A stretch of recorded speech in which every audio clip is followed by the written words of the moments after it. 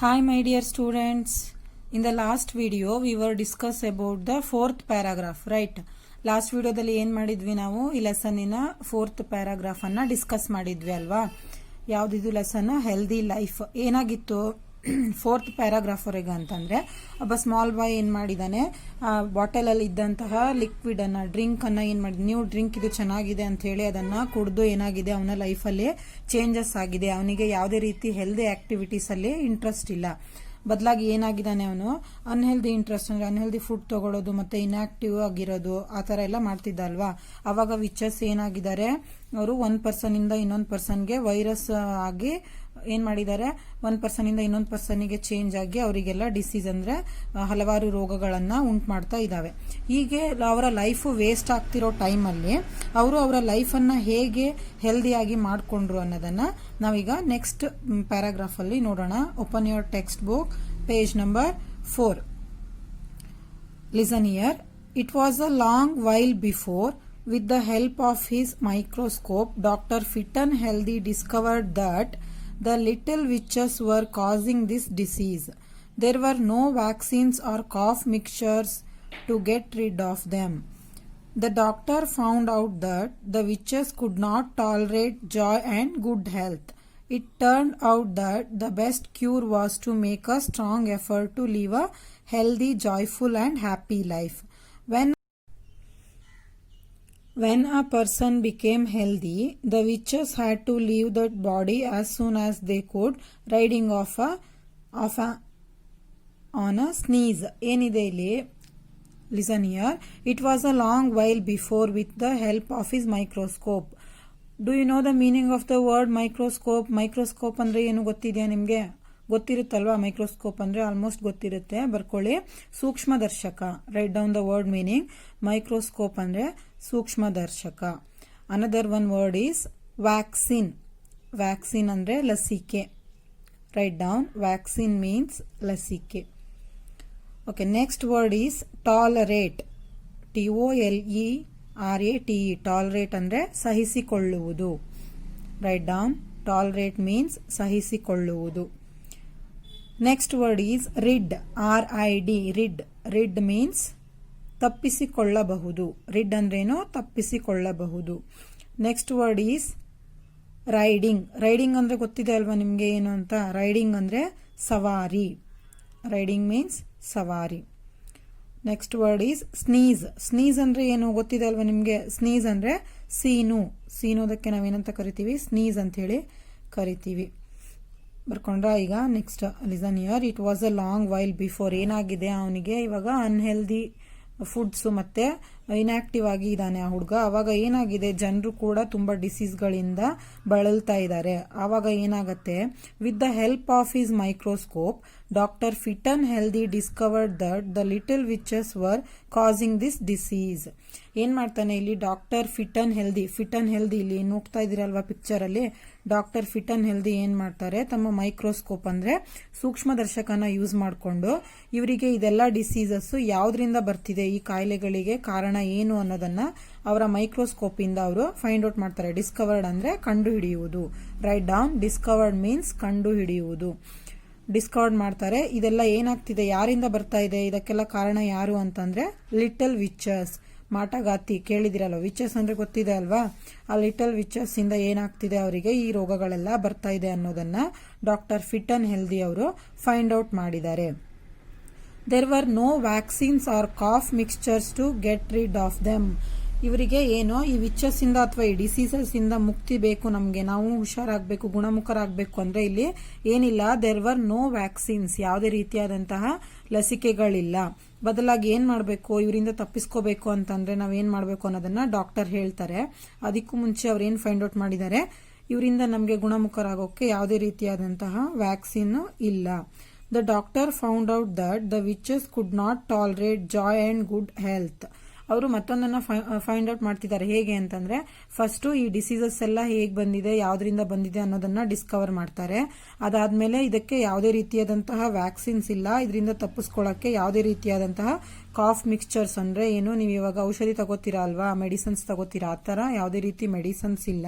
ಬದಲಾಗಿ ಏನ್ ಮಾಡ್ಬೇಕು, ಅದೇ ರೀತಿ ಈ ವಿಚಸ್ಸಿಗೆ ಏನ್ ಇಷ್ಟ ಆಗಲ್ಲಪ್ಪ ಅಂತಂದ್ರೆ ಪರ್ಸನ್, ಈಗ ವ್ಯಕ್ತಿ, ಮನುಷ್ಯರು ಜಾಯ್ ಮತ್ತೆ ಗುಡ್ ಹೆಲ್ತ್, ಅವ್ರ ಆರೋಗ್ಯವಾಗಿರೋದು ಮತ್ತೆ ಅವ್ರು ಖುಷಿಯಾಗಿರೋದನ್ನ ಈ ವಿಚಸ್ ಇಷ್ಟಪಡಲ್ಲ. ಅವ್ರದ್ದು ಮೇನ್ ಇಂಟೆನ್ಷನ್ ಏನು, ಇವರು ಹೆಲ್ದಿ ಲೈಫ್ ಲೀಡ್ ಮಾಡಬಾರ್ದು, ಹೆಲ್ದಿ ಆಗಿರಬಾರ್ದು, ಜಾಯ್ಫುಲ್ ಆಗಿರಬಾರ್ದು ಅನ್ನೋದೇ ಅವರ ಇಂಟೆನ್ಷನ್ ಆಗಿರುತ್ತೆ.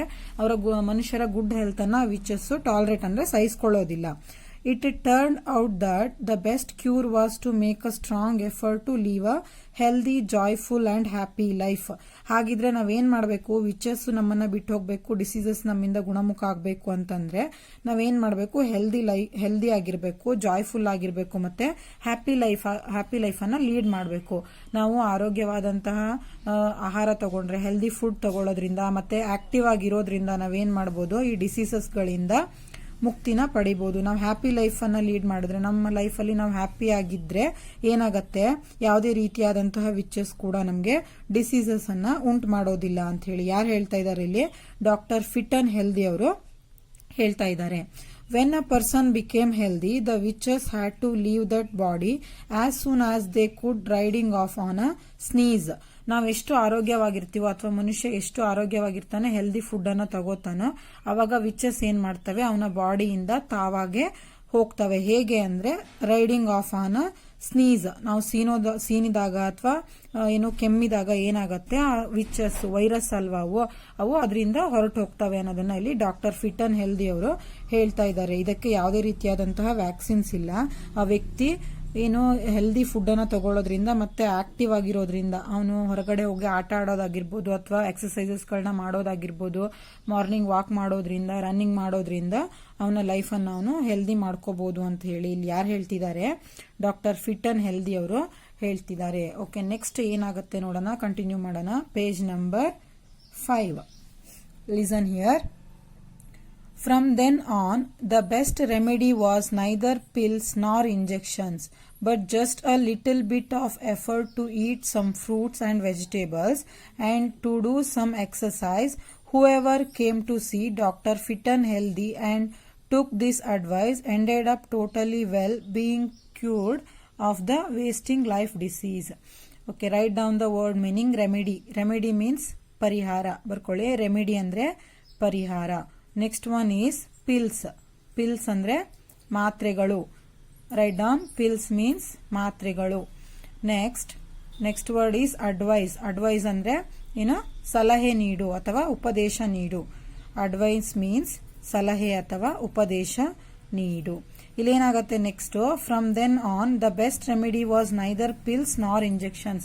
ಏನ್ ಹೇಳ್ತಾ ಇದ್ದಾರೆ, ಯಾವುದೇ ರೀತಿಯಾದಂತಹ ವ್ಯಾಕ್ಸಿನ್ಸ್ ಇಲ್ಲ, ಹಾಗೇನೆ ಜೊತೆಗೆ ಯಾವುದೇ ರೆಮಿಡಿ ಪರಿಹಾರ ಇಲ್ಲ. ಇದಕ್ಕೆ ಪರಿಹಾರವಾಗಿ ಏನು, ಪಿಲ್ಸ್ ಅಥವಾ ಇಂಜೆಕ್ಷನ್ಸ್, ಯಾವುದೇ ರೀತಿ ಮಾತ್ರೆ ಇರೋದಿಲ್ಲ, ಹಾಗೇನೆ ಯಾವುದು ಇಂಜೆಕ್ಷನ್ಸ್ ಇರೋಲ್ಲ. ಬದಲಾಗಿ ಏನ್ ಮಾಡಬೇಕು, ಹೆಲ್ದಿ ಫುಡ್ ಅನ್ನ ತಗೋಬೇಕು, ಮತ್ತೆ ಹೆಲ್ದಿ ಲೈಫ್ ಅನ್ನ ಲೀಡ್ ಮಾಡೋದ್ರಿಂದ ಈ ವಿಚಸ್ ನಮ್ಮನ್ನ ಬಿಟ್ಟು ಹೋಗ್ತವೆ ಅಂತ ಹೇಳಿ ಡಾಕ್ಟರ್ ಫಿಟ್ ಅಂಡ್ ಹೆಲ್ದಿ ಅವರಿಲ್ಲಿ ಹೇಳ್ತಾ ಇದ್ದಾರೆ.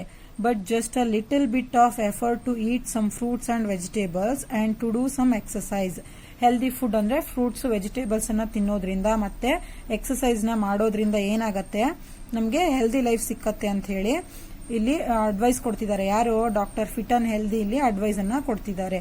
Whoever came to see Dr. Fit and Healthy and took his advice ended up totally well, being cured of the wasting life disease.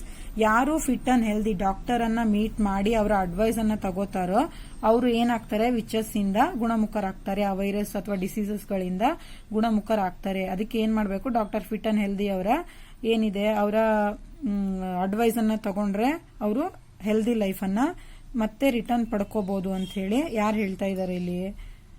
ಸ್ಟೋರಿಯನ್ನ ಹೇಳ್ತಾ ಇರೋದು ಯಾರು, ಬರ್ದಿರೋದು ನೆನಪಿದೆ ಅಲ್ವಾ, ರೈಟರು ಅಥವಾ ಆಥರ್ ಹೇಳ್ತಾ ಇದ್ದಾರೆ ನಮ್ಗೆ. ಏನು, ಡಾಕ್ಟರ್ ಫಿಟ್ ಅಂಡ್ ಹೆಲ್ದಿ ಅವರ ಅಡ್ವೈಸ್ ಅನ್ನ ನಾವು ತಗೊಂಡ್ರೆ, ಅಂದ್ರೆ ಆ ಜನರು ಫಾರೆಸ್ಟ್ ಅಲ್ಲಿ ಇದ್ದಂತಹ ಜನರು ಆ ಅಡ್ವೈಸ್ ಅನ್ನ ತಗೊಂಡ್ರೆ ಅವರು ಮತ್ತೆ ಪುನಃ ಹೆಲ್ದಿ ಲೈಫ್ ಅನ್ನ ಪಡ್ಕೋಬಹುದು, ಅವರ ಲೈಫ್ ವೇಸ್ಟ್ ಆಗೋದನ್ನ ಅವರು ತಡಿಬಹುದು ಅಂತ ಹೇಳಿ ಇಲ್ಲಿ ಹೇಳ್ತಾ ಇದ್ದಾರೆ. ಅರ್ಥ ಆಯ್ತಲ್ವಾ? ಇಲ್ಲಿಗೆ ನಿಮ್ಗೆ ಏನಾಗುತ್ತೆ, ಫಸ್ಟ್ ಲೆಸನ್ ಕಂಪ್ಲೀಟ್ ಆಗುತ್ತೆ. ಹೆಲ್ದಿ ಲೈಫ್ ಈ ಲೆಸನ್ ಅಲ್ಲಿ ಏನಾದ್ರು ಡೌಟ್ಸ್ ಇತ್ತು ಅಂತಂದ್ರೆ ನೀವು ಅಷ್ಟು ವಿಡಿಯೋಸ್ ನಿಮ್ಮ ಹತ್ರ ಇದೆ ಅಲ್ವಾ, ಆ ವಿಡಿಯೋಸ್ ಅನ್ನ ಏನ್ ಮಾಡಿ ಪುನಃ ನೋಡಿ, ಆ ಯಾವ ಪ್ಯಾರಾಗ್ರಾಫ್ ಅರ್ಥ ಆಗಲ್ವೋ ಅದನ್ನ ಕಂಪ್ಲೀಟ್ ಆಗಿ ಒಂದ್ಸರಿ ಓದ್ಕೊಂಡು ವಿಡಿಯೋನ ನೋಡಿ ಅರ್ಥ ಮಾಡ್ಕೊಳ್ಳಿ.